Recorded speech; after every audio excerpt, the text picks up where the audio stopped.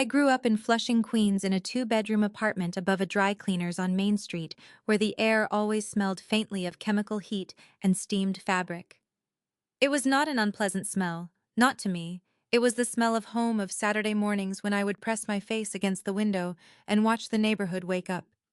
Below the Korean grocery on the corner, pulling back its metal gates. The delivery trucks double parking on the narrow street, the whole beautiful ordinary machinery of a New York morning clicking into motion. My mother, Eleanor Miller, ran our household, the way she had once run community events for the Flushing Recreation Department, with a schedule, a seating chart, and a very clear sense of who the featured attraction was. That attraction was never me. My sister Savannah is 3 years older, and she is the kind of beautiful that announces itself the moment she walks into a room. Dark hair, a voice that carries a laugh that makes strangers turn their heads. Growing up, she got the recital solos and the school play leads and the center seat at every holiday table. She got the long phone calls with our mother, the shopping trips, the particular tenderness that Eleanor reserved for the child she considered most like herself. I got something different. I got the word steady.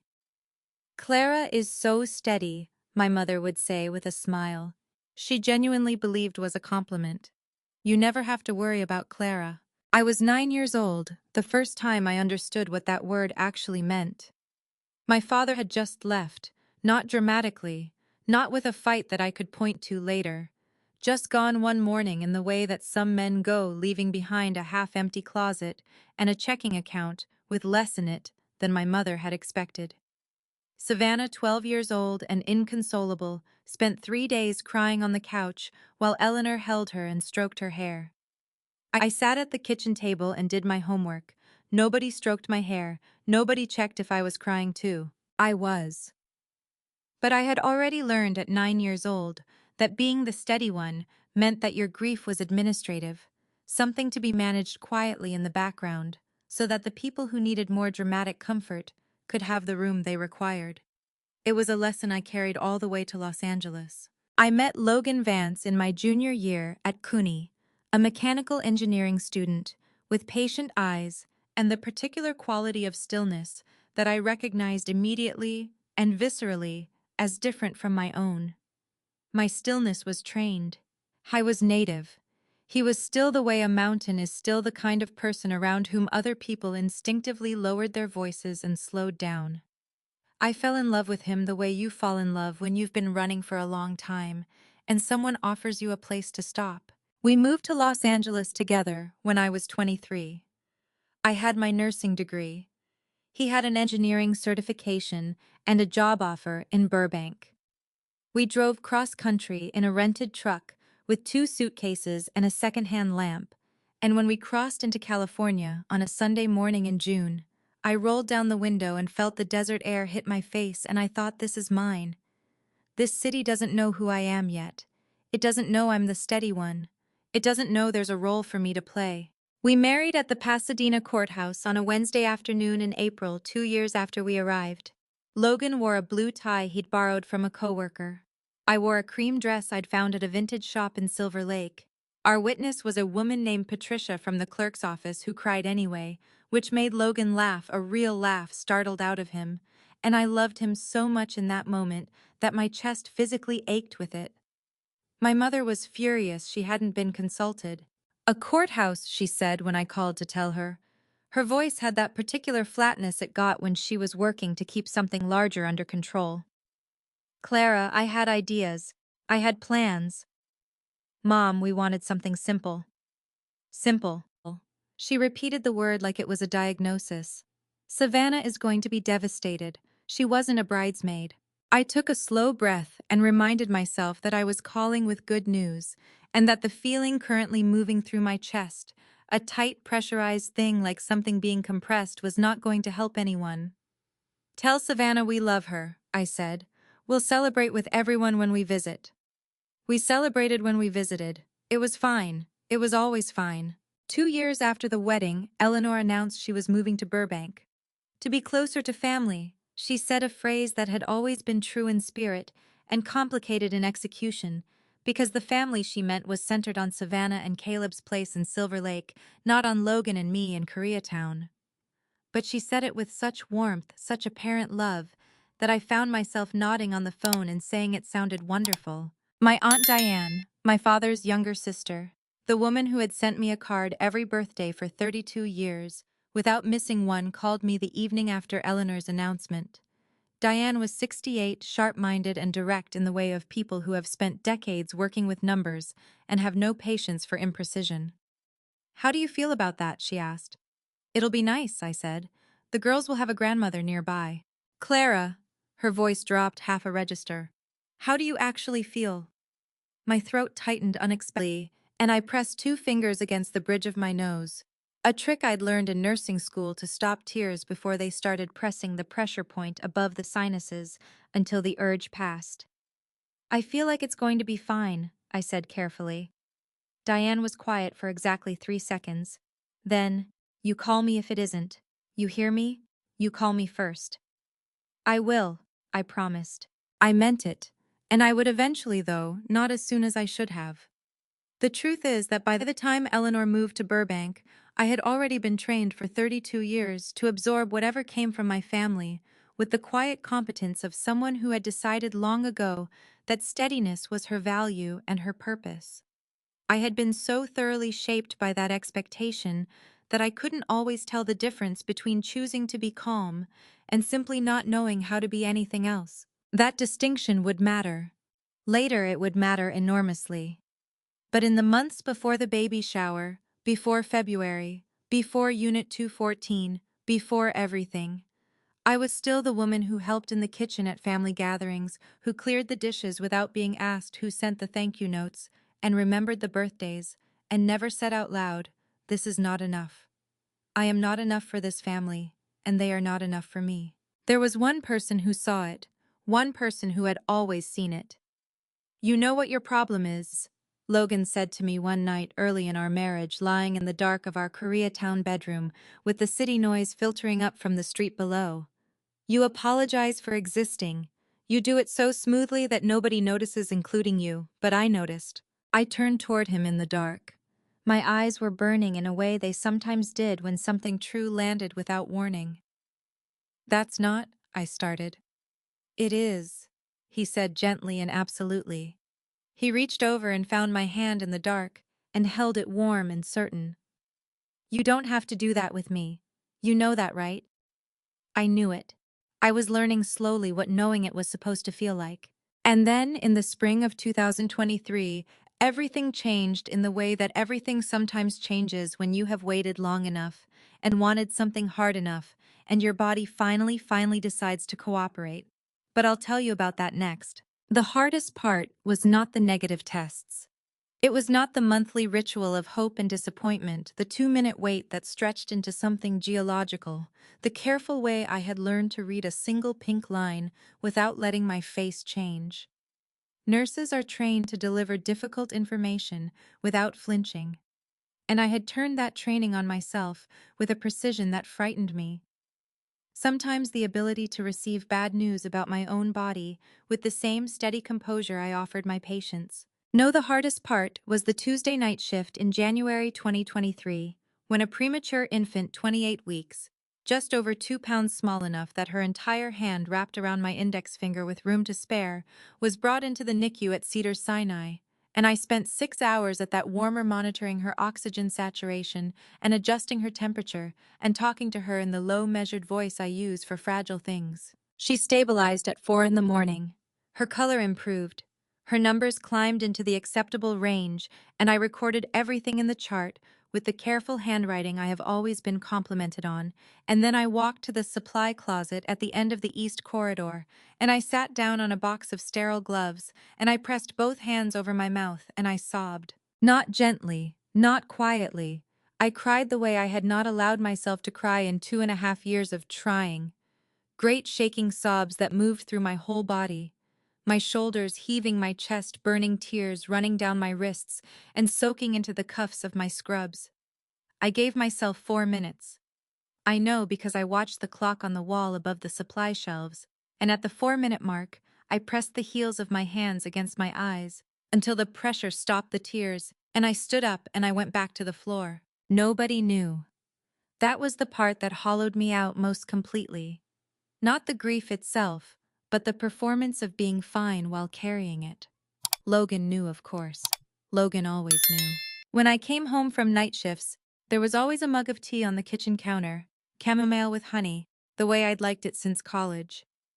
He never asked me how I was feeling when I walked through the door. He understood that the question was too large for the first 5 minutes of being home. He would wait until I had changed out of my scrubs and washed the hospital off my hands, and then he would come and sit beside me on the couch, close enough that our shoulders touched, and we would just be there together while the early morning light came through the blinds. I cried tonight. I told him one morning in January, sitting on the couch with both hands wrapped around the mug. My eyes were still swollen. My voice came out rougher than I intended. Logan turned to look at me, and his jaw tightened in the way it does when something hurts him that he isn't going to say hurts him. "In the closet again," he asked. "Supply room, East Corridor." He reached over and put his hand over mine on the mug, and his hand was warm and certain, and I felt my throat close again, so I took a long sip of tea and looked at the window instead of at him, because if I looked at him, I was going to cry again, and I had already used my allotted 4 minutes. "We can stop," he said. "Clara, we can stop trying, if it's—" "No." The word came out fast and absolute, surprising both of us. I took a breath. "No, I'm not ready to stop." He nodded. He squeezed my hand once, then let go. That was January. In May we tried for the third time. Dr. Sandra Yip had been my OB for 3 years by then, and she was the kind of physician who remembered details, not just clinical ones, but the human ones, the texture of a person's life beyond their chart. She had short hair and reading glasses that she wore pushed up on her forehead until she needed them, and she had a habit of pausing before she spoke, as if each sentence deserved a moment of consideration before it was released into the world. It was Sandra who had first suggested intrauterine insemination IUI, a procedure in which prepared sperm is placed directly into the uterus during ovulation, bypassing some of the obstacles that had made natural conception difficult for us. She had explained it carefully, in the precise, unhurried way she explained everything, and she had waited until I had asked every question I could think of before she said, "I think your chances are good. I want you to go in with real hope, Clara, not just manage expectations." The third attempt was a Tuesday morning in May. I had worked a night shift and technically should have been sleeping, but I had driven to Sandra's office on Wilshire instead too, wound up with a feeling I refused to name as hope, because naming it made it fragile. Logan was there. He had rearranged his entire work schedule and told me 3 days in advance without making any kind of occasion of it, simply, "I'll be there Tuesday." Sandra conducted the ultrasound herself. She turned the screen and the room was very quiet except for the sound of the machine and then two flickering points of light. Two. Distinct. Unmistakable. "There they are," Sandra said, and her voice had a warmth in it that she didn't always let into her professional register. "Two heartbeats, both are strong." Logan made a sound I had never heard him make before, something between a breath and a word, something that didn't quite become either. His hand found mine on the table, and he gripped it so tightly that my knuckles pressed together, and I looked at the screen and I laughed. It was not a graceful laugh. It came out of me in a burst, undignified and unplanned, and then I was crying at the same time as laughing, which is a deeply uncomfortable physical experience that I do not recommend. And Sandra was smiling, and the ultrasound technician, a woman named Priya, who had seen me 3 times before and knew our history, reached over and squeezed my shoulder with both hands and said, "Oh, honey, oh, there it is." "Two," Logan said. His voice was raw. "Clara, two." "I know," I managed. "I know, I know, I know." We sat in the car in the parking garage on Wilshire for 20 minutes afterward, because neither of us could quite bring ourselves to drive yet. Logan held my hand across the center console and stared at the concrete wall in front of us, and occasionally shook his head in the slow, disbelieving way of someone absorbing a reality that doesn't fit inside the space they've been living in. "We're going to need a bigger apartment," he finally said. I burst out laughing again, and this time it was purely happy, and I pressed my face into his shoulder and felt him laugh too, his whole chest moving with it. We named them Sutton and Piper in a conversation on our couch 2 nights later, with a list of names on a notepad between us, crossing things out and arguing gently, and eventually arriving at two names that felt right, in the way that the right things tend to feel, not like a decision, but like a recognition. We told no one. We waited 12 weeks superstitious and exhausted, and unwilling to endure another loss. When we finally told Aunt Diane over dinner at her Glendale apartment, she burst into tears immediately, not delicate ladylike tears, but the real kind, her face crumpling and her voice breaking as she reached across the table and pressed both hands to my face and said, "It's about damn time this family got something good." I was crying too by then. We all were, even Logan, who excused himself to get more water and came back with slightly red eyes and a composure that fooled nobody. Sutton and Piper arrived in July, healthy and loud and absolutely certain of their own importance from the first moment. And for a brief, luminous stretch of weeks, everything was exactly what it was supposed to be. Then Eleanor called. Then Savannah made an announcement of her own. And somewhere across the city, something began to be set into motion that none of us could yet see. The invitation arrived in our mailbox on a Thursday morning in January. A cream envelope with a wax seal pressed into the back rose gold lettering on heavy cardstock that read, "You're invited," in a font that Savannah had almost certainly paid someone to design. Inside, a baby shower on the second Sunday of February, hosted at Eleanor's Burbank apartment, dress code, garden party chic, RSVP by the 15th. Logan held it up when I came into the kitchen that morning, still in my scrubs from a night shift, my hair pulled back, and my eyes carrying the particular weight of 6 hours of fluorescent light. He didn't say anything at first. He just held it out toward me with one eyebrow raised, and I took it from him and read it, and set it on the counter and poured myself a cup of coffee and drank half of it before I spoke. "We're going," I said. "I know," he said. "I want to be clear that I don't want to go." "I know that too." I pressed the heel of my hand against my sternum where something tight had settled the moment I read Savannah's name on the card. It had been there since October, actually, since the day Diane had called me, her voice carrying that careful precision she used when something was bothering her more than she wanted to show. "Clara," Diane had said, "I need to tell you something, and I want you to hear it as a fact before you decide what to do with it. The blanket I made for Sutton, the cream one with the green embroidery, it's not in my closet anymore." I was still at the kitchen table. "What do you mean it's not there?" "I mean your mother visited 2 weeks ago, and the blanket was in my closet then, and yesterday I went to wrap it for the girls and it was gone." Diane's voice was steady, but her words were chosen very carefully. The voice of a woman who had spent 30 years in accounting and knew the difference between a missing item and a stolen one, even when she couldn't yet prove which this was. "I'm not accusing anyone," she said. "I'm telling you what I know." "Okay," I had said. My throat felt strange. "Okay, Diane, thank you for telling me." I had written it in the margin of a notebook in October. Blanket, Diane's closet. And then I had looked at that line for a long time before I closed the notebook and went to check on the girls. I thought about that blanket on the drive to Burbank in February, sitting in the passenger seat while Logan navigated the 5 with the practiced patience of a man who had made peace with Los Angeles traffic.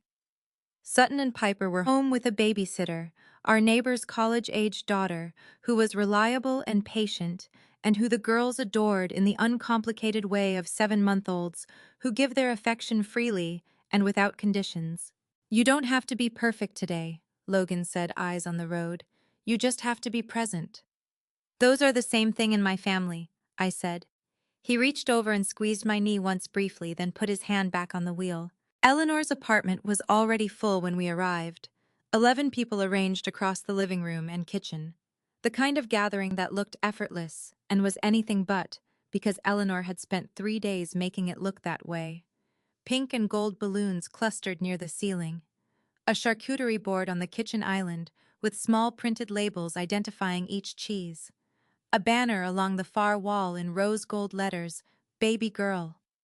Savannah sat at the center of the room in a cream chair that was slightly larger and slightly more elevated than every other seat, wearing a dress that draped beautifully and resting one hand on the curve of her abdomen with an ease that looked practiced. She was radiant. She was working very hard at being radiant, Caleb Miller stood near the kitchen doorway, Savannah's husband of 11 years, a quiet, careful man with the posture of someone who had learned to take up as little space as possible. He was 37 with kind eyes and the slightly glazed expression of a person absorbing impact on a regular basis. When Logan and I walked in, Caleb caught my eye and nodded a small contained nod, the kind that meant I see you without committing to anything more. I helped in the kitchen because that was what I always did. I gravitated toward tasks like cutting the fruit tart, arranging the napkins, refreshing the ice in the drinks bucket, because having something to do with my hands made the hours manageable. Ruth Hennessy, Eleanor's downstairs neighbor, sat at the far end of the couch, nursing a glass of sparkling water, watching the room with the alert stillness of a retired teacher who had spent decades noticing things that other people missed. The afternoon moved the way. Eleanor's events always moved warm and orchestrated every element in its correct position. And then Savannah came into the kitchen. She closed the door behind her. Not loudly, just firmly, the decisive click of a latch catching. I was at the island with a knife in my hand halfway through slicing the fruit tart, and I turned to look at her. Her face was different from the face she'd been wearing in the living room. The radiance was gone. What was underneath it was something more raw, something bright-edged and unstable, the expression of a woman who had been holding something very heavy for a very long time and was close to dropping it. "You could have called me first," she said. Her voice was low and precise. "Before you told people about you." She took one step toward the island. "You couldn't let me have one moment that was just mine, could you?" My heart was hammering, but my hands were steady. I set the knife down on the cutting board with the deliberate care of someone diffusing something. "Savannah," I said, keeping my voice at the low, even register I use with agitated patience. "I didn't tell anyone. Dana figured it out from Logan's Instagram. I'm sorry you found out that way. I truly am." Something shifted in her expression. A flicker of something I couldn't name, gone as fast as it appeared. She looked at the knife I had set down. Then she picked it up. She did not raise it. She did not swing it or point it or make any explicit gesture of threat. She simply held it, grip wrong angle, deliberate, her body one step closer to mine than it had been, and her eyes were flat in a way I had never seen in my sister's face before, and every clinical instinct I possessed fired at once because I recognized that flatness. I had seen it in the ER in patients whose internal weather had become so severe that it no longer registered on their surface. This was not anger. This was something that lived beneath anger, in a place where the ordinary rules of a person's behavior had temporarily stopped applying. I took one careful step back. "Savannah," I said, "put it down." The door opened. Caleb crossed the kitchen in 4 steps, not running, not panicking, moving with the quiet efficiency of someone who had navigated moments like this before and knew that the worst thing you could do was make them larger. He took the knife from Savannah's hand with a gentleness that broke my heart a little, placed it in the sink, and put one hand on her shoulder. "Sav," he said quietly, "come on, people are asking for you." Savannah's face rearranged itself. The flatness receded, replaced by something softer and more calculated. The performance faced the radiant face, and she walked out of the kitchen without looking at me again. The door swung shut behind them. I stood at the island with both hands flat on the counter, and I breathed. In through the nose, 8 counts out through the mouth. My knees were not entirely steady, and my heart was slamming against my ribs so hard I could feel it in my fingertips, but I breathed, and after a moment I was still. The kitchen door opened again 30 seconds later. Ruth Hennessy stood in the doorway, and she looked at me with the clear, undeceived eyes of a woman who had seen and registered everything. "I was watching through the gap in the door," she said. "I saw all of it." She crossed to me and pressed a folded cocktail napkin into my hand. Her phone number was written on it in neat block capitals. "In case you need someone who was there." I held the napkin so tightly the paper creased. That night after the party, after the drive home, after Logan put the girls to bed, and came and found me sitting at the kitchen table still in my party clothes, I told him everything. Every word, every detail, the flatness in Savannah's eyes, and the 4 steps Caleb had taken, and the napkin Ruth had pressed into my hand. Logan listened without moving his jaw, working slightly, and when I finished, he stood up and went to his desk and came back with a blank notebook. He wrote the date at the top of the first page. Then he drove me to the LAPD station on Wilshire because I had decided on the drive home that what had happened in that kitchen needed to exist somewhere outside my own memory. Not a criminal complaint, simply an incident report, a document in an official file that said on this date, in this kitchen, this happened, and I was there, and I am telling you now. The officer who took my report was Detective Anita Reyes. She was 41 with dark hair pulled back and the careful, attentive manner of someone who had learned to listen to what people were actually saying rather than what they thought they were supposed to say. She wrote everything down. When I finished, she slid her card across the desk. "If anything else happens," she said, "you call that number." I put the card in my wallet next to Ruth's cocktail napkin. I didn't know, driving home that night, that I would need both of them before it was over. The first sign came from Dana. My cousin Dana was 34, a kindergarten teacher in Pasadena, and she was the kind of person who could not keep a secret, not because she was malicious, but because she simply lacked the architecture for it. Information moved through her, the way water moves through open ground naturally and without resistance. She called me on a Tuesday morning in early March, 3 weeks after the baby shower, and her voice had the particular careful quality of someone delivering news they weren't sure they should be delivering. "Hey," she said, "so I just want to check in. Are you doing okay?" I was sitting at the kitchen table with a cup of coffee going cold beside me, reviewing my schedule for the week. Sutton was in her bouncer on the floor nearby, batting at a hanging toy with the focused intensity of someone conducting important research. "I'm good, Dana," I said. "Why?" A pause. "It's just your mom called me last week, and she said some things that worried me a little." My hand tightened around my coffee cup. "What kind of things?" "She said you'd been having a hard time since the girls were born. She said you were, her word, erratic, that Logan was worried about you, that there were people in the family who were concerned about whether you were managing okay with the babies." The kitchen felt suddenly very still. Not quite. Sutton was still enthusiastically attacking her toy, and somewhere outside a delivery truck was backing up with its insistent beeping, but still the way the air goes still before something shifts. "None of that is true," I said. My voice came out flat and clean, the voice I use when I need it not to shake. "I know," Dana said quickly. "I mean, I didn't think it sounded right. That's why I'm calling you instead of just believing it. But Clara, she said it so calmly, like it was just a fact." After I hung up, I sat at that table for a long time.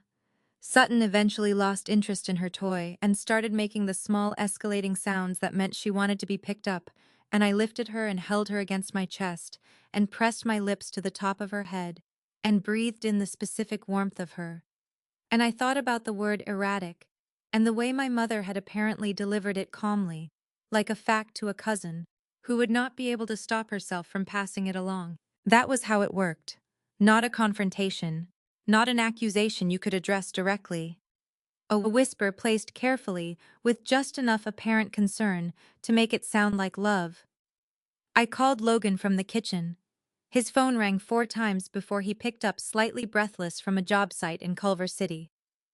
"Eleanor is telling people I'm unstable," I said, a beat of silence on the line. Then, "What exactly did she say?" I told him. He listened without interrupting, and I could hear in his silence the particular quality of a man making decisions.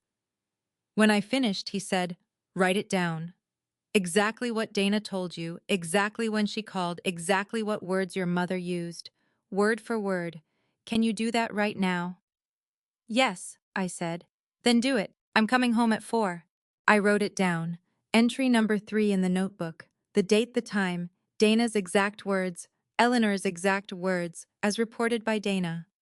I wrote in the careful, legible handwriting I had been complimented on since nursing school, and when I finished, I looked at what I had written for a long moment and felt something cold and clarifying move through me. Not panic, but recognition. I had seen this pattern in my clinical work. I knew what it looked like when information was being used as a tool. April came, and with it, the discovery that cracked everything open. I was updating my health insurance information through the Cedars-Sinai patient portal. One evening, a routine task, the kind you do in 10 minutes, while the girls sleep, when I noticed a feature in the app I had never previously thought to check. Login history. A record of every session timestamped with the IP address of the accessing device. My hands stopped moving over the keyboard. There were 31 entries that were not mine. I went through them one by one, my heart climbing into my throat with each entry I read. The timestamps were scattered across 7 months, August 2023 through March 2024, at hours. I was documented as being on shift at the hospital. The IP addresses on every unauthorized entry resolved to the same location, a residential building in Burbank. My mother's building. I understood immediately what had happened. In August 2023, in the exhausted fog of those first weeks after the girls came home, worried about a postpartum lab result that turned out to be nothing, I had called Eleanor and asked her to check my portal for test results if I was unavailable during a shift. I had added her to the authorized viewer list directly through the app, 3 taps done in under a minute. And I had never in the 9 months since removed her. My throat tightened with something that was not quite anger and not quite grief, but lived exactly between the two. I had opened that door myself. In a moment of vulnerability, reaching toward my mother, the way daughters sometimes do. I had handed her a key I didn't know she would use to walk through every room. I removed her access immediately. The app confirmed the change in 11 seconds. Then I opened a new page in the notebook, and I wrote 31 unauthorized uses of proxy portal access. IP confirmed Burbank, August 2023, March 2024. And beneath that, with a steadiness that surprised me, this is not a family problem anymore. This is something else. On April 14th, Diane called. "Clara," she said in the voice she reserved for important things, "I need to tell you what I saw at your mother's apartment today." She described it precisely the way she described everything. She had arrived for a previously scheduled lunch, and while Eleanor was in the kitchen, she had noticed something on the coffee table. A photograph in a clear plastic sleeve is an ultrasound image, the kind that OB offices print for patients. She had not touched it, but she had looked closely enough to read the information printed along the bottom edge. The name on the image was Savannah Miller. The date was March 19th. The facility name printed in the header was not a medical clinic. "It's an imaging center in Ventura County," Diane said, and I heard her take a slow breath. "I looked it up when I got home. They offer what they call keepsake ultrasound packages. Anyone can book an appointment. You don't need a doctor's referral. You don't need to be pregnant." My hand went to my mouth. My eyes burned so sharply that I pressed my palm flat against the kitchen counter and gripped the edge until the burning moved from my eyes into my fingers instead, and I held it there. And this time it was not sadness that was making them burn. It was something else entirely, something that felt like the last wall of a structure finally giving way. "Diane," I managed. "Did you photograph it?" "Of course I did," she said. "I'm a retired accountant, Clara. I photograph everything that doesn't add up." The timestamp on Diane's photo would become one of the 3 primary pieces of evidence in the November proceeding. But I didn't know that yet. All I knew, sitting at my kitchen table on April 14th, with my hand still pressed against my mouth, was that my sister had purchased a simulated ultrasound image from a commercial keepsake center in Ventura County, a service that required no pregnancy, no physician, only money and intent. I called the number on Detective Reyes's card. "I need to report something additional," I told her. "The portal access, 31 instances, 7 months, all from my mother's building. And I have a photograph of a document I think you'll want to see." Reyes was quiet for exactly 2 seconds. Then, "Can you come in Thursday morning, 8 o'clock? "Yes," I said. That same evening I called Mara Osei. She had been referred to me by Dr. Sandra Yip. Sandra had written her name on a prescription pad note sheet and handed it to me at my 6-week postpartum appointment, saying, "You may not need her, but I want you to have this." I had kept it in my wallet for months. Now I dialed the number. Mara's assistant picked up, and I left a message. Mara called back the following morning, and I gave her 20 minutes of precisely organized information: dates, incidents, the portal logs, the sonogram, Dana's report of Eleanor's whisper campaign. Mara listened without interrupting. When I finished, she was quiet for 3 seconds. "Mrs. Vance," she said, "this stopped being a family dispute some time ago. You have my retainer information. I'd like to meet with you this week." The retainer was $2,500 paid from our emergency savings on a rainy Tuesday afternoon. Logan transferred the money without hesitation, without discussion, without making me feel for a single moment that it was anything other than the right thing to do. That evening he came home and found me at the kitchen table with the notebook open in front of me. 31 entries now, and he sat down across from me and looked at the list and then looked at me. "How are you doing?" he asked. "Are you okay?" He had never asked me that because he knew that I would always say yes. How you are doing is different. It required an actual answer. "I'm frightened," I said, and my voice broke on the last word, cracked right down the middle, and my eyes spilled over before I could stop them. Hot tears running down my face, and I pressed my hands flat on the notebook and let it happen, because Logan was the one person in the world in front of whom I did not have to be steady. He came around the table and crouched beside my chair and put both arms around me, and I dropped my face into his shoulder and cried properly with my whole chest for the second time in 2 years. "I've got you," he said into my hair. "Clara, I've got you." I was folding laundry on the bedroom floor on a Wednesday evening in early May, with Piper sitting beside me, systematically unfolding everything I had just finished, when my phone lit up on the carpet with a text from a number I recognized but had not expected. "Can we talk somewhere that isn't family?" I read it 3 times. The number was Caleb's. I had it saved from a group message years ago, never deleted.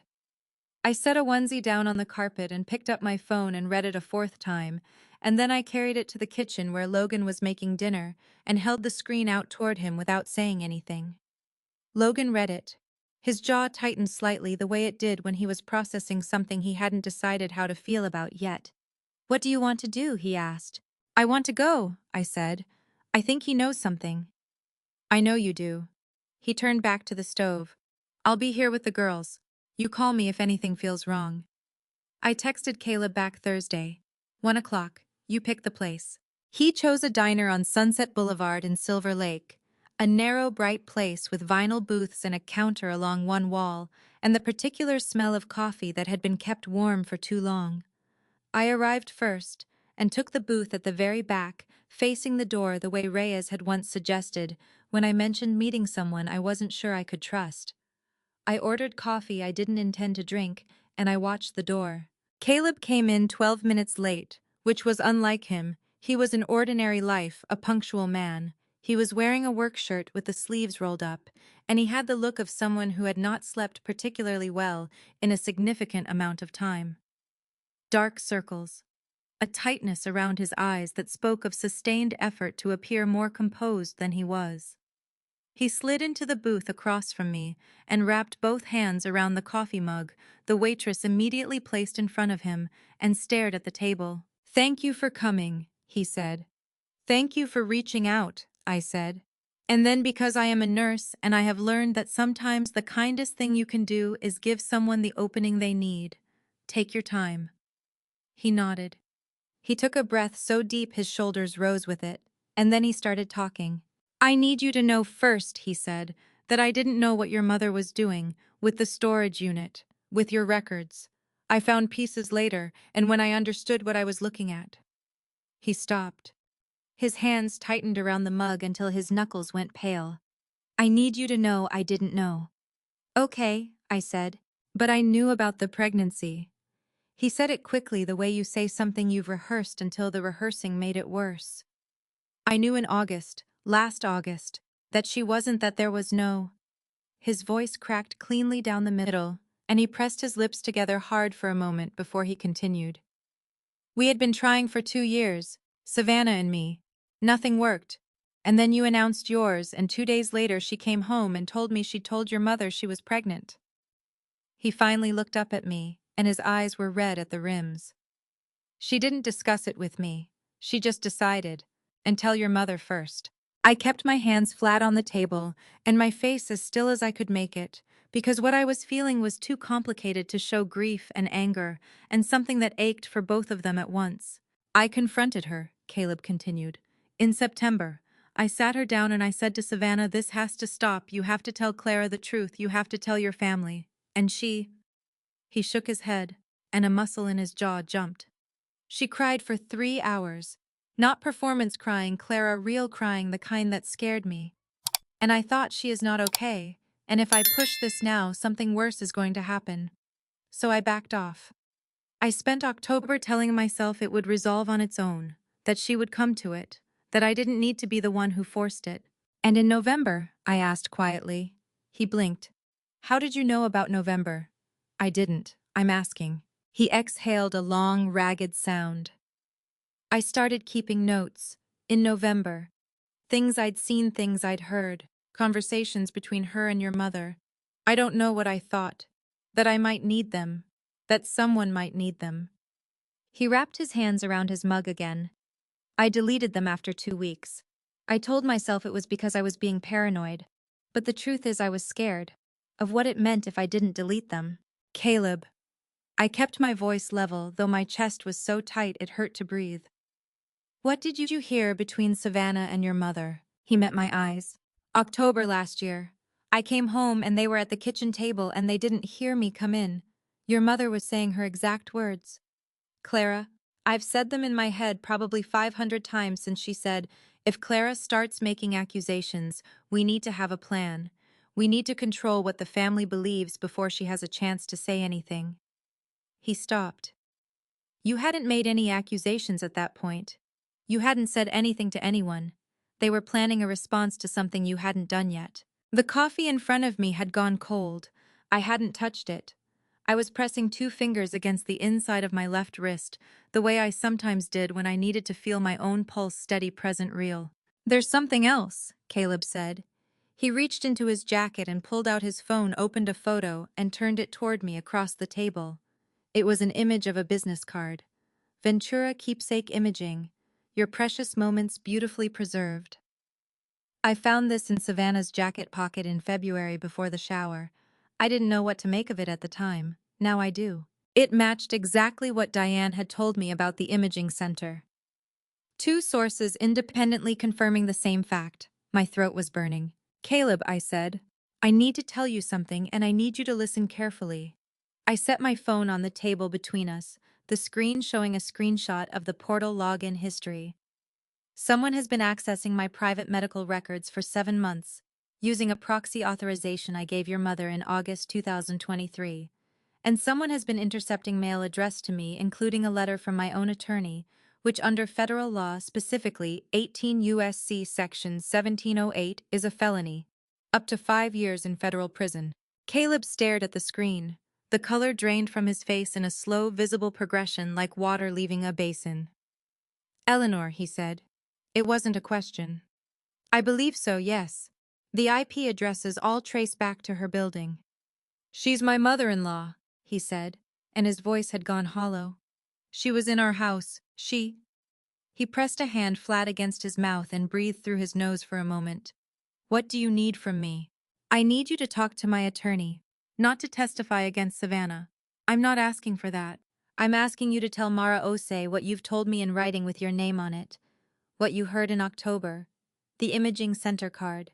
The timeline of when you knew what." I met his eyes across the table.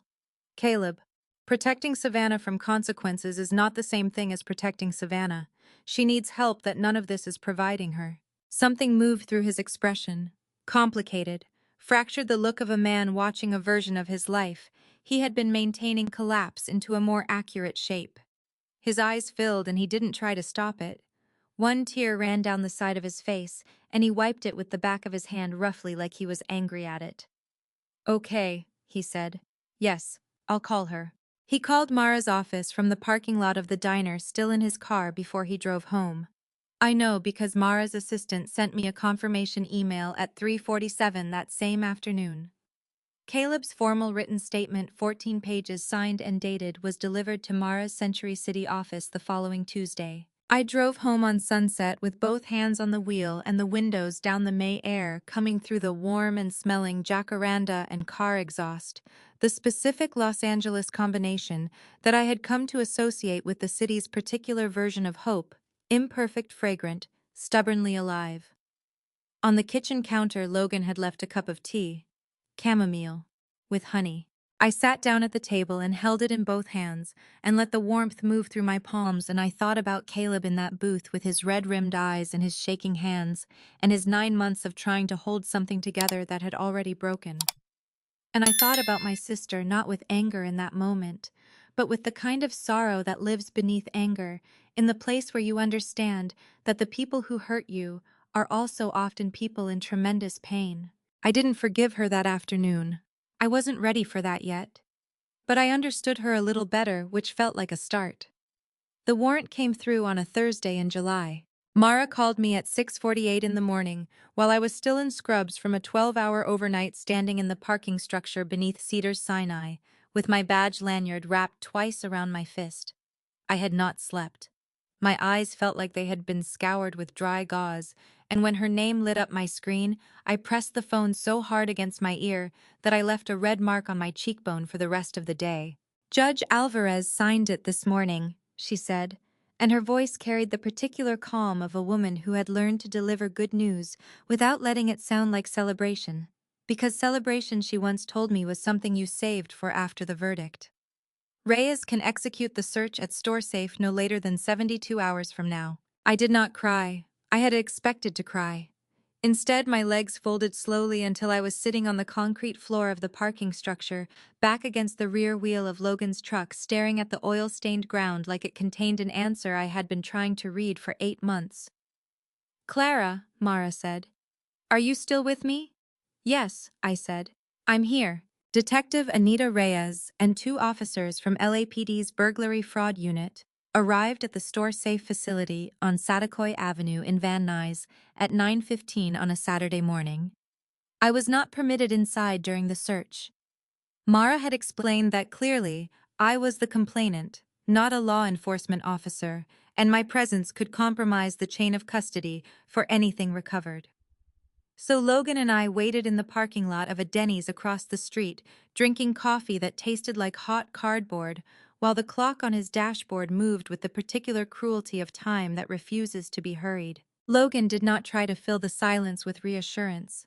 That was something I had always loved about him. He understood the difference between comfort and distraction. He put his hand over mine on the center console, and his thumb moved in slow circles against my knuckles, and he watched the traffic on Satakoy without pretending the waiting was anything other than what it was. My phone rang at 11:07. "We're done," Reyes said. "You can come over now." Gary Hoffman met us at the facility entrance, his store-safe polo, creased at the sleeves, a set of master keys clipped to a retractable cord at his hip.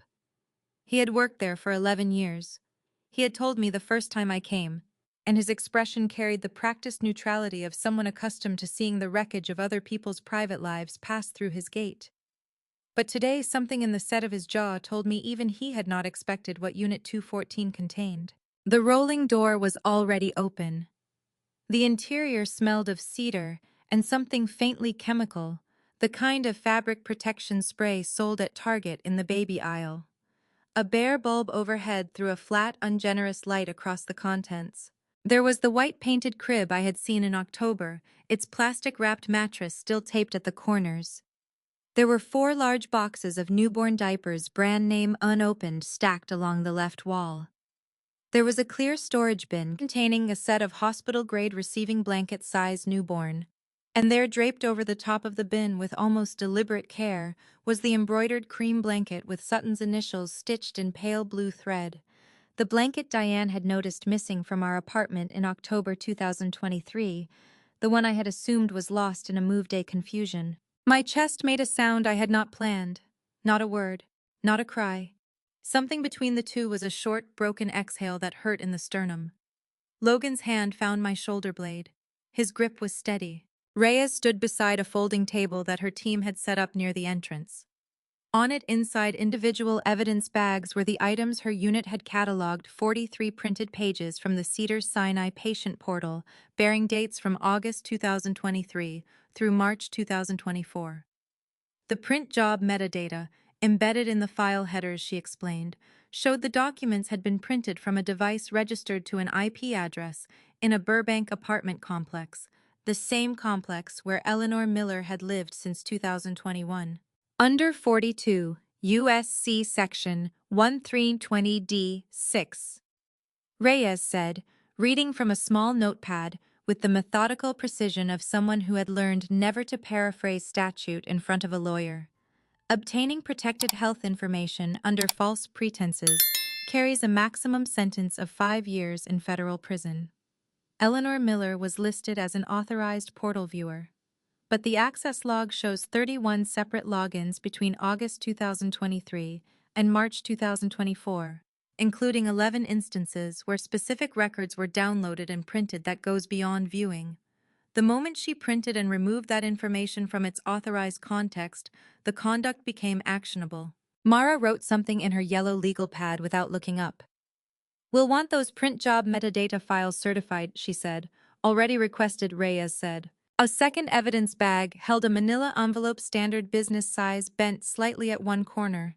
Inside it, visible through the clear plastic, was a folded letter on Cedars-Sinai, Human Resources letterhead, postmarked June 2023, addressed to Clara Vance, at our Koreatown apartment. I stared at it for a long moment before I understood what I was looking at. I had never received that letter. Later, Mara would explain the logic of keeping it, rather than destroying it.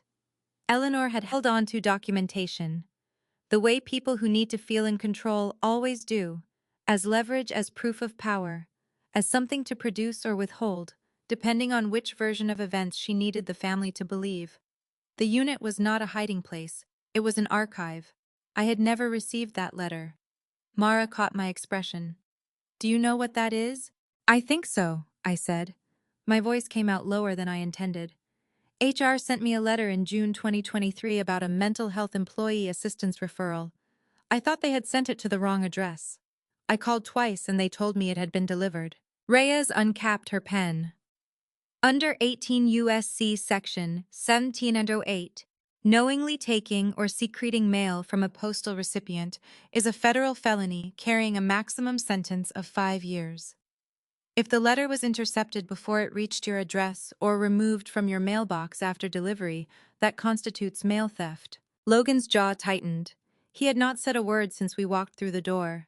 Now he turned away from the table and pressed both palms flat against the cinder block wall at the back of the unit, as if he needed the resistance to keep himself upright.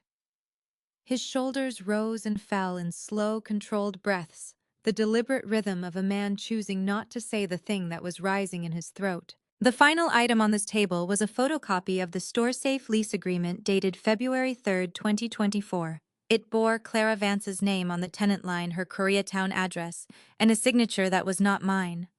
The handwriting curved slightly to the left, at every capital letter, a detail I noticed because my own handwriting tilts right, a habit from elementary school that my third-grade teacher had tried and failed to correct. "Forgery of a lease under California Penal Code Section 470, Mara said without waiting to be asked, "is a wobbler prosecutable as either a misdemeanor or a felony depending on prosecutorial discretion. Combined with identity theft under Penal Code Section 530.5, this gives us 2 additional charges to bring to the DA." I stood in Unit 214 for 4 minutes after the evidence was rebagged. I counted the seconds because I needed something to anchor me. The crib, the diapers, Sutton's blanket, 43 pages of the most private records of my body. A letter someone had stolen before I could read it. A lease signed in my name by someone who had watched me grow up and decided that watching was not enough, that owning was better. When we walked back out into the July heat of Van Nuys, the sun pressed down on the asphalt with the particular indifference of a Los Angeles summer, and the air smelled of exhaust and dry grass, and faintly the chlorine drift from a public pool somewhere 2 blocks east. I put on my sunglasses. Logan put his arm around me, and I let myself lean into him fully, not gracefully, not quietly, but with the entire unguarded weight of someone who had been holding herself upright for too long. "What happens now?" I asked Mara, who was already on her phone beside the car. She lowered it and looked at me directly. "Now," she said, "we build the case." The CPS worker arrived on a Tuesday morning in August, 3 weeks after the search warrant was executed. I was home between shifts, still in the gray cotton shorts and oversized Cedars-Sinai fundraiser t-shirt I had slept in when the knock came at 9:04. The sound was officially two firm raps, a pause, one more, the rhythm of someone who had been trained to announce themselves in a way that left no room for misinterpretation. I opened the door and found a woman in her mid-40s with a canvas tote bag and a county-issued ID badge clipped to the lapel of her blazer. Her name was Sandra Pruitt. She was a case investigator with the Los Angeles County Department of Children and Family Services, and someone had filed a report claiming that Clara Vance was an emotionally unstable caregiver whose children were at risk of psychological neglect. My first instinct was to step backward. My second instinct, the one that won, was to grip the doorframe and stay exactly where I was. "Ms. Vance," Sandra Pruitt said, her voice carrying the particular professional neutrality of someone who had delivered this introduction several hundred times. "I want you to know that a report doesn't mean a finding. I'm here to conduct an initial assessment. May I come in?" I called Mara before I let Sandra Pruitt cross the threshold. That was the first thing Mara had ever told me when I became her client. "If any agency contacts you directly, you call me before you open your mouth." Mara answered on the second ring, asked two questions, and said, "Let her in. I'll be there in 40 minutes. Do not volunteer anything. Answer what's asked, nothing more." The 40 minutes Sandra Pruitt spent in our apartment were the longest of my life that did not involve a medical emergency. She walked through both rooms, noted the child-proofed outlet covers and the safety gate at the top of the kitchen stairs, and wrote things in a yellow notepad with the focused economy of someone accustomed to translating a living space into a report. She asked me how Sutton and Piper were sleeping, whether they had a regular pediatrician, Dr. Caroline Webb, at a practice in Larchmont. Yes, both children are currently on all vaccinations, and whether there had been any recent changes to their routine. I answered every question in complete sentences slowly, the way I coached patients' families to speak when they were frightened and needed to be understood. When Mara arrived, she shook Sandra Pruitt's hand and set her briefcase on the kitchen table, with the calm authority of a woman who had not driven 40 minutes in Los Angeles traffic to be anything other than completely in control. Mara asked one question: who had filed the report. "Reports are confidential during the investigation," Sandra Pruitt said. "They are," Mara agreed. "But my client is simultaneously the subject of an open fraud investigation involving a family member with documented prior conduct. I'd like to note for the record that the timing of this report, 3 weeks after a search warrant was executed against that same family member, is something we intend to present to the court." Sandra Pruitt wrote something in her notepad. "The investigation lasted 22 days. Under California's standard protocol, DCFS investigators are required to make initial contact within 48 hours of a report and complete their assessment within 30 days. On the 22nd day, Sandra Pruitt called to inform me that the case had been closed as unfounded. No evidence of neglect, no findings. The report would remain in the county system but would carry no legal weight. I sat on the bathroom floor after that call and pressed the back of my head against the cold tile wall and breathed through my nose slowly until my hands stopped shaking. Logan came in and sat down beside me on the tile without asking why I was on the floor. He had stopped asking why a long time ago. He just lowered himself down and put his arm around me and said, "Tell me." So I told him. And when I was done, he said, "She's out of moves, Clara. She burned the last one."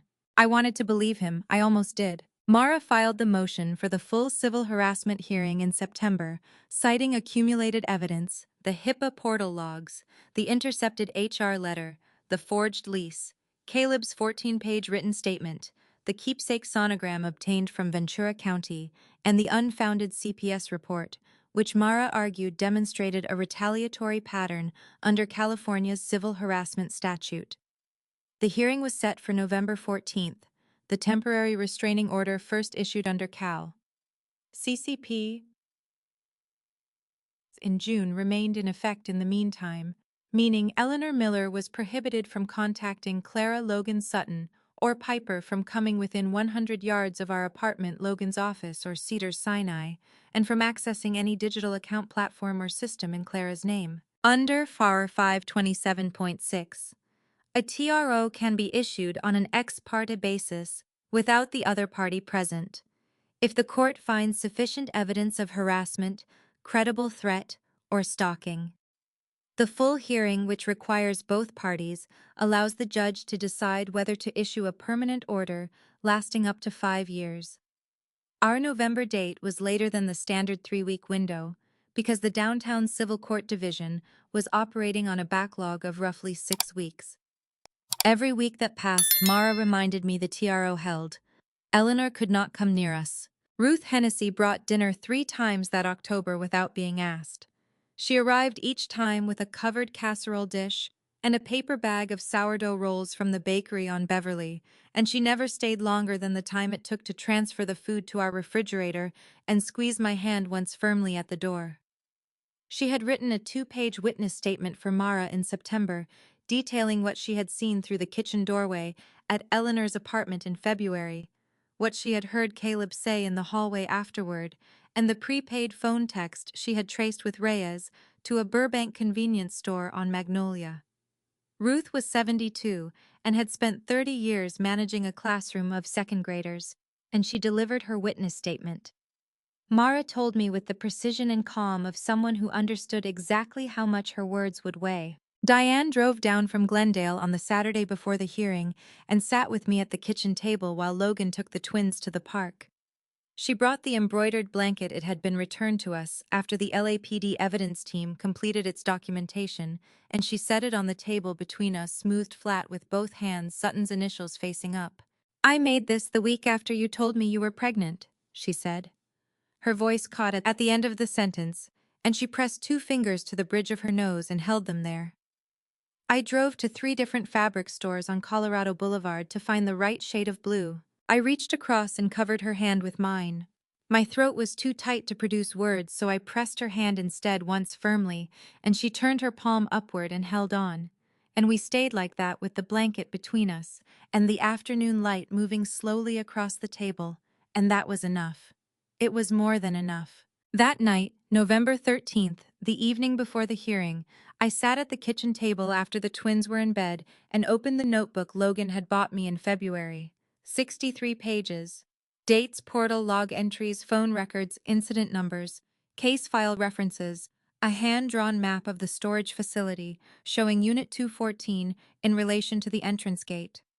I had written everything I could not afford to forget, in the weeks when it felt like memory was the only thing I owned outright. I read every page. When I finished, I closed the notebook, set it on top of Mara's pretrial packet, and went to stand at the kitchen window. Outside, Koreatown was doing what it always did at 11:30 on a weeknight, taxi lights sliding past on 6th Street, the distant sound of someone's radio drifting up from a courtyard below the amber glow of the convenience store on the corner, throwing a rectangle of light across the wet sidewalk. The city did not know what was happening inside this apartment. It was not required to. It kept moving. I pressed my palm flat against the glass. It was cool and solid and exactly where I had left it. Tomorrow I would walk into a courtroom with 63 pages of the truth and a lawyer who had not lost a civil harassment case in 4 years, and I would let the system do what it was designed to do. Tonight I was still just a nurse from Queens who had learned much later than she should have that being steady was not the same as being alone. The Stanley Mosque Courthouse on 1st Street in downtown Los Angeles is a building that does not try to comfort you. It is 12 stories of gray concrete and mirrored glass, and it sits at the edge of the Civic Center with the indifferent permanence of an institution that has absorbed more human grief than any single person could reasonably imagine. I had driven past it dozens of times on the 10 freeway without ever looking at it directly. Now I stood on the sidewalk in front of it at 8:17 in the morning, wearing the navy blazer Logan had pressed the night before, holding a paper coffee cup that had gone cold in my hand somewhere between Koreatown and the parking structure on Hill Street. Mara appeared at my left shoulder with the efficiency of someone who had been here before, many times under many versions of these circumstances, and she fell into step beside me without preamble. "How are you?" she asked. "I need the coffee to be hot," I said. She almost smiled. "There's a machine on the 3rd floor. We'll stop on the way up." The civil harassment hearing was assigned to Department 47 Judge Patricia Holt, presiding. Judge Holt was a compact woman in her late 50s, with close-cropped silver hair and reading glasses pushed up onto her forehead, like a second set of eyes she wasn't using yet. She ran her courtroom with the focused economy of someone who had learned long ago that theatrics did not serve the record.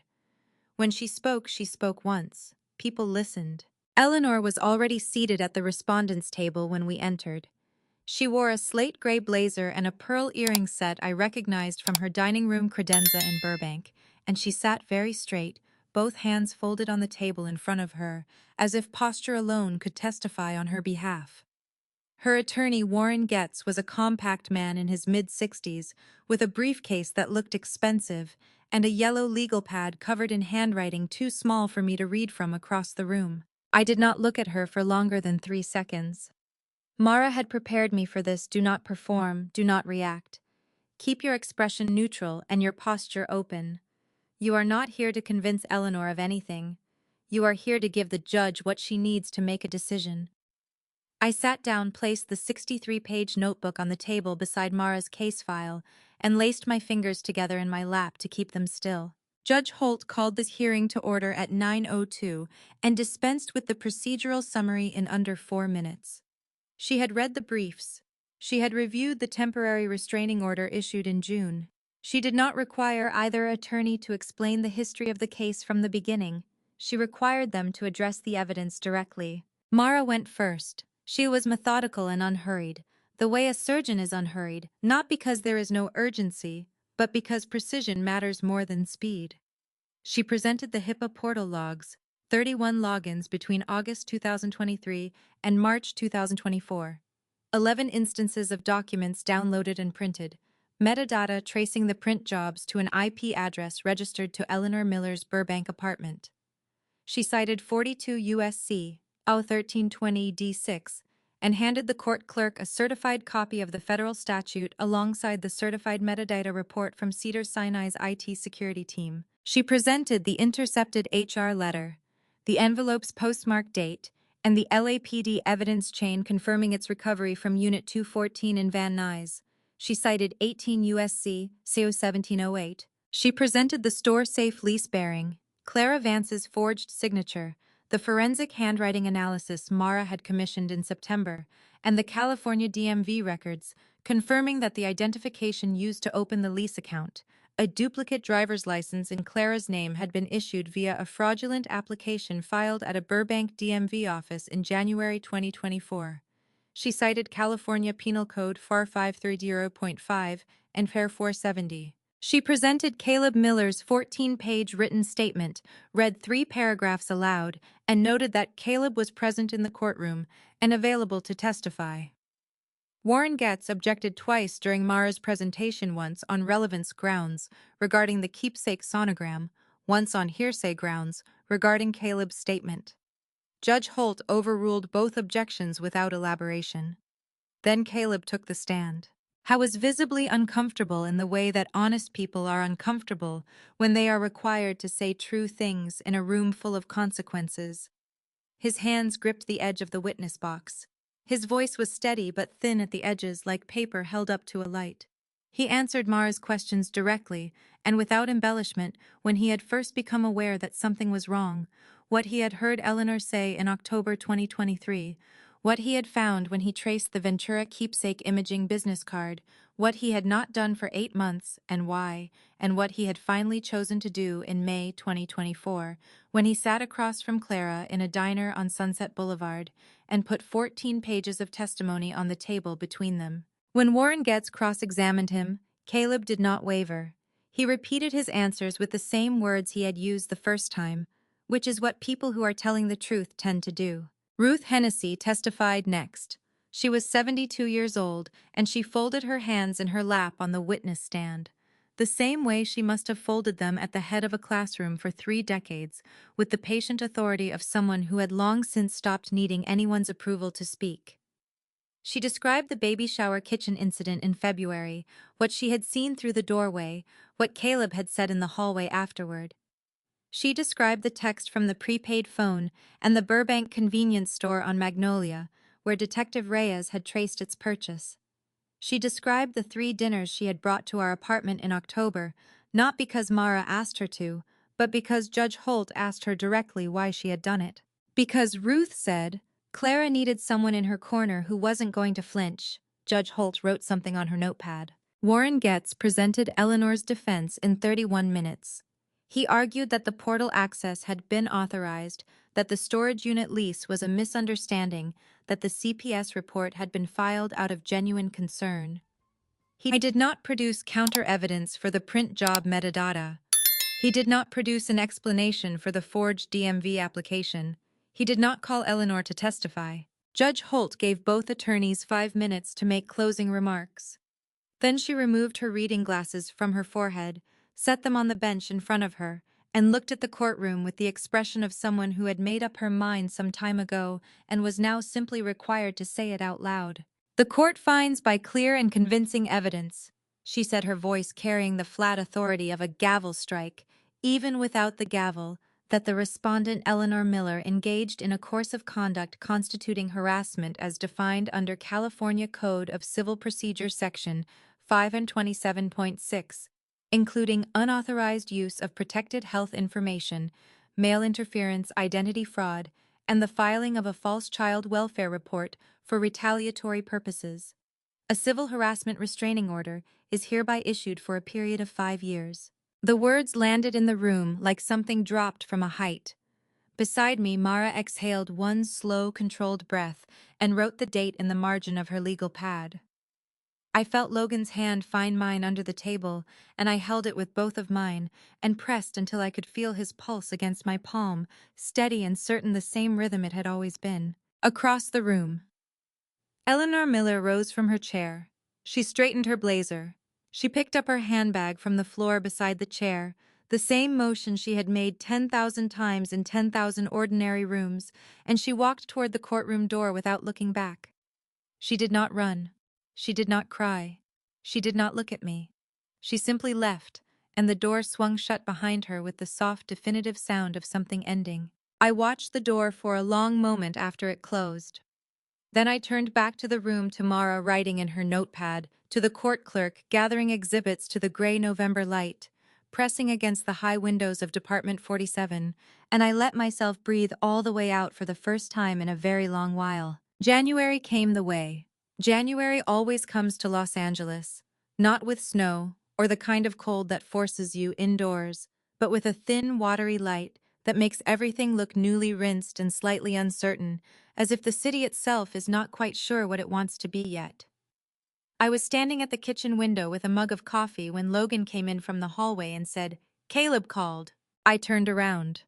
Logan's expression was careful not to be braced for impact the way it used to be whenever a Miller name entered the room, but measured the way you hold something fragile, you are no longer afraid of dropping.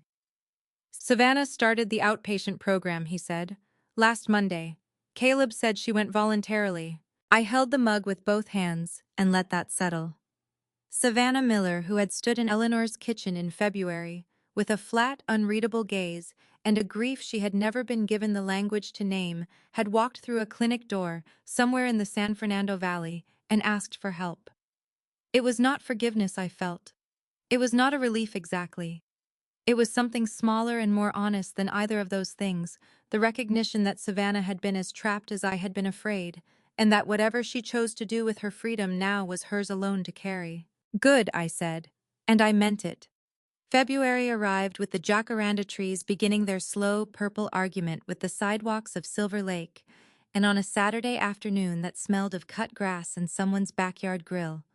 3 buildings over Sutton took 7 steps across the living room floor without holding on to anything. She made it to the coffee table, grabbed the edge with both fists, looked back at Logan with the triumphant expression of someone who had just solved a problem she had been working on for weeks, and produced a sound that was not quite a word and not quite a laugh, but landed somewhere between the two with the force of a small explosion. Logan dropped to his knees on the rug and caught her when she let go of the table and launched herself at him with the complete physical confidence of a person who has never once doubted that someone will be there.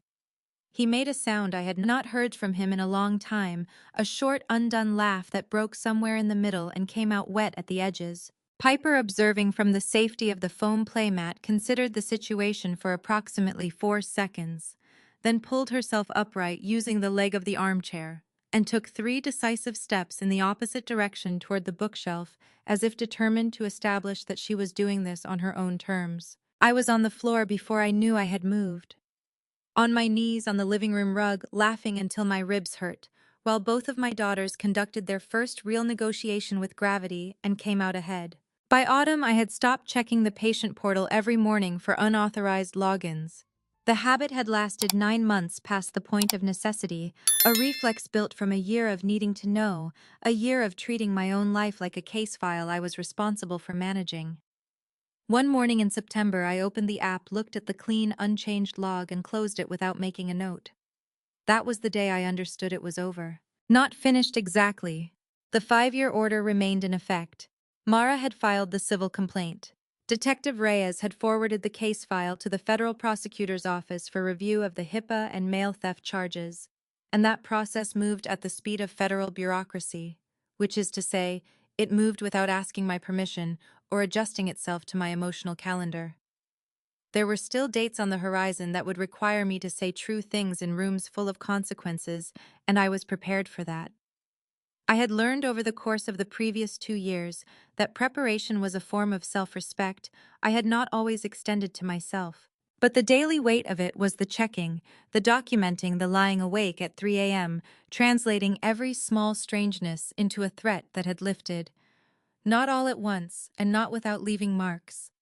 It had lifted the way bruising fades gradually, unevenly, until one morning you press the place where it was and feel nothing remarkable. Ruth brought dinner in October, a covered casserole dish and sourdough rolls, the same as always, and she stayed longer than usual.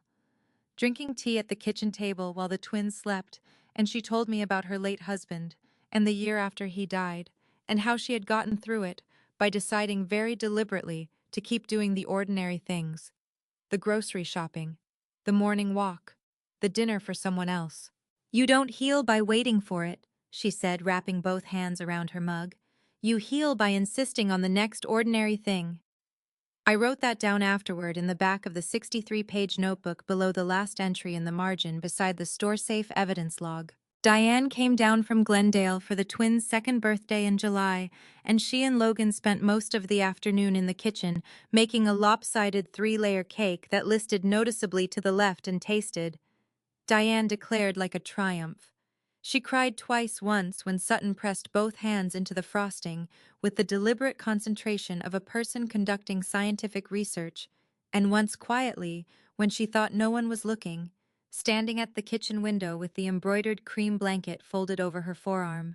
I was looking. I always noticed Diane. She came back in October on a Saturday when the light had already shifted into that amber, low-angled version of itself that Los Angeles does in autumn, longer in the shadows than anywhere else I had ever lived. Logan took the girls to the park. Diane and I stood at the kitchen window with cups of tea going warm in our hands, and after a long moment she reached over without turning and put her arm around my shoulders, and she said, "You did good, Clara. Not you won. Now it's over. Not everything is fine now. You did good." I pressed my face briefly against her shoulder. A child's gesture, unguarded, the kind I had spent most of my adult life editing out, and then I straightened and looked back at the room. At Logan cutting the cake wrong. At Piper examining a ribbon with the focus of a future engineer. Sutton was asleep in the corner of the playmat with frosting on her left ear. At the ordinary, radical, painstakingly assembled life inside this kitchen. I had built this. We had built this. And there was no version of what Eleanor Miller had tried to dismantle that had succeeded because I had been too steady, too deeply, stubbornly, unglamorously steady to fall. I had always thought steady was the lesser thing, the safe thing, the thing you called yourself when you weren't brave enough to be anything else. I understood now that I had been wrong about that for a very long time.